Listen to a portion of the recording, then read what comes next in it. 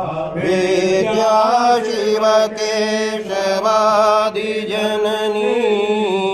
या वै जगन्मोहिनी या पञ्चा प्रणव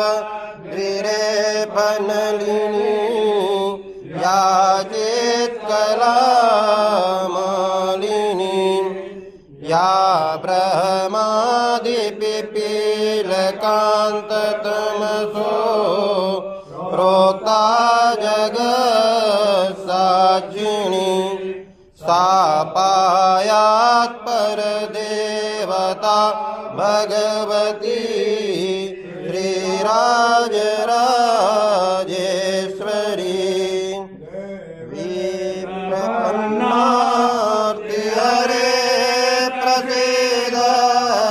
प्रसीद मातर् जगतोऽखिलस्य प्रसीद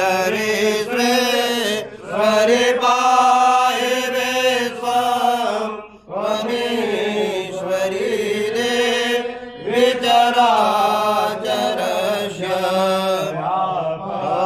सुमग्नः स्मरणं त्वदीयं करोमि मातः करुणानवेशे नयताच्चटा त्वां मम भावयेता सुधा त्रिधारतां जननी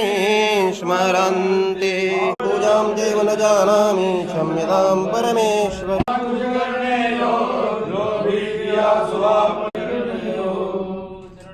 देवी नमोऽस्तु ते।